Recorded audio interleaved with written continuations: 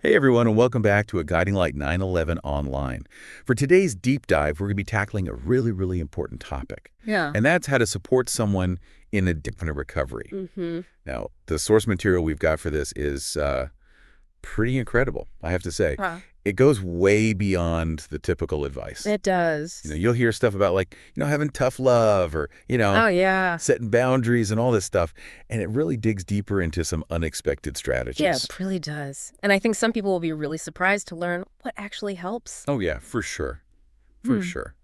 So I think to really get us all on the same page here, it's pretty shocking, actually. Did you know that nearly 20 million Americans, Wow. 12 and older, have battled a substance use disorder in just the past year? That's a lot of people. It is. It's a huge number. And, it really shows just how important this conversation is. Yeah. Because chances are, even if you haven't been directly impacted by addiction, someone who is struggling or in recovery.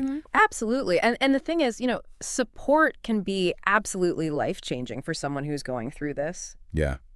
No, for sure. I mean, when I was reading through some of these sources, one of the things that really kind of stood out to me was this whole idea of ditching the tough love approach. Yeah. Right. It's something that, I've heard a lot about growing up and stuff like that. Yeah. It kind of makes sense on the surface, Right. kind of makes you think, well, they need to learn their lesson. Right. But it sounds like that's not really the most effective approach. It's not. And the reality is tough love can actually backfire. Right. Imagine if you're in the throes of addiction.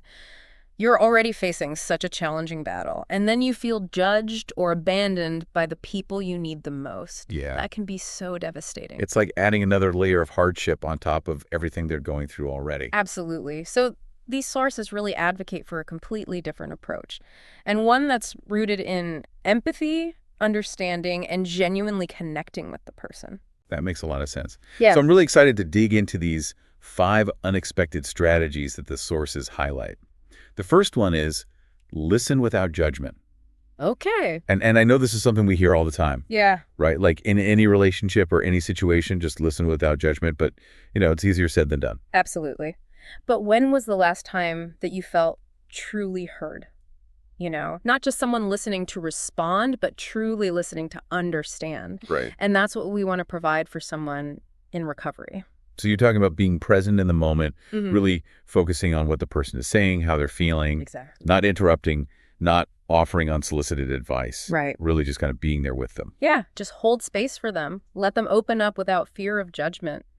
And you'll be surprised how powerful that can be. Wow. That's great advice. Okay. So the second strategy is educate yourself about addiction. Okay. And one thing the sources really stress is the importance of seeing addiction as a disease, not a choice. And this is something, I've heard before, but sometimes I catch myself slipping back into old ways of thinking. Yeah. I think we all do. Yeah. Because for so long, addiction has been viewed as a moral failing, a weakness of character. But the science is clear. It's a complex brain disease. Right. And understanding that is really crucial. Yeah. It takes the blame away from the individual It does. and allows us to look at it, with a bigger picture. Right. It helps to break down stigma. Yeah. It promotes compassion. And both of those are absolutely essential for providing effective support. Absolutely. All right. So the third strategy is celebrate small wins. Yeah. Love this one. Me too. Me too. No. And it's so simple, but I think it can make such a difference. Right. And the sources talk about how celebrating these milestones, even small ones, Mm-hmm. can have this really powerful psychological impact. Right. Because recovery is hard work. It's an uphill battle. It's filled with challenges and setbacks. Yeah. So imagine someone acknowledging your effort, celebrating your progress, no matter how small. That can be so validating and motivating. It's like saying, hey, I see you. I see how hard you're working, Yeah, and I'm proud of you. exactly. And that can be so powerful for someone who's maybe struggling with self-doubt or feeling like a failure. Yeah. Celebrating those wins, it reinforces positive behavior. Yeah. It helps to build their self-esteem. Right. And it reminds them that they're capable of change Yeah. and that they're on the right track. It's all about focusing on the positive. Yeah. Absolutely. Okay. So speaking of positive, let's move on to the fourth strategy. Encourage healthy routines. Yeah. So, This is such a critical aspect of recovery. okay. It's about replacing those negative addictive behaviors with healthy, life-affirming ones. So we're talking about things like exercise, Yes. getting enough sleep, Yes. eating well, Mm-hmm. spending time in nature, Absolutely. maybe exploring creative outlets, Yes, all of those things. things that bring joy. Yes. Yeah. Because all of these activities, they provide structure, purpose, and a sense of accomplishment, Yeah. which are all so crucial in recovery. Okay. They also offer healthy coping mechanisms for stress and difficult emotions, Yeah, which we know can be major triggers for relapse. for sure. So encouraging someone to develop these healthy routines is really like giving them a toolkit. Just build this fulfilling life beyond addiction. Exactly. Okay, that's fantastic. Yeah. Now, if you're looking to discover more strategies and support for someone in recovery, Mm-hmm. we've got a fantastic resource for you. Oh, great. Head over to Amazon.com, Author Agel 911, Okay. to explore a collection of books Awesome. specifically designed to provide support and guidance on this journey. You'll find a wealth of information and practical tips that can really make a difference. Wonderful. So definitely check that out.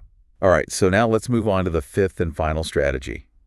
Be patient with setbacks. Yes, this is a big one. This one really hit me hard Yeah. because, let's face it, relapse is often a part of the recovery process. It is. And it's so easy to see that as a failure, both for the person struggling and for those supporting them. Right. We want to avoid that. Yes, absolutely. Yeah. So how can we as supporters reframe our thinking around relapse?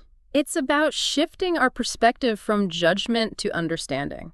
Okay. Because relapse doesn't erase the progress that's been made. Right. It's a bump in the road. It's a learning opportunity. It's Yeah. a chance to reassess, adjust, and keep moving forward. Okay. Remember Marcus from one of the sources? Yeah. He relapsed several times before achieving long-term sobriety. And his story is such a powerful testament to the fact that setbacks don't define us. Yeah. It's how we respond to them that matters. And his sister never gave up on him. She didn't. She celebrated his victories, big and small, and offered unwavering support, Yes. even during those difficult times. Yeah, exactly. And that support, that unwavering belief in him, it ultimately made all the difference. It did. Marcus eventually reached a year of sobriety, and he went on to become an addiction counselor, Wow, that's fantastic. using his lived experience to help others. Amazing. And it all started with his sister, with someone who believed in him, even when he struggled to believe in himself. That's powerful. It's a beautiful example of the transformative power of support. It is. So I think, we've covered a lot of ground here. We have. Let's just do a quick recap of those 5 key approaches Okay. to supporting someone in addiction recovery. We talked about listening without judgment, educating yourself about addiction, celebrating small wins, encouraging healthy routines, and being patient with setbacks. Absolutely. And these are just starting points. They are. There's so much more to learn and explore Mhm. when it comes to supporting someone through this journey. And if you're looking for deeper insights and guidance, I highly recommend checking out the books available at Amazon.com or all Author G 911. Great resource. Yeah, a wealth of knowledge there to empower healing and growth. Ab- But for now, I want to leave you with this question.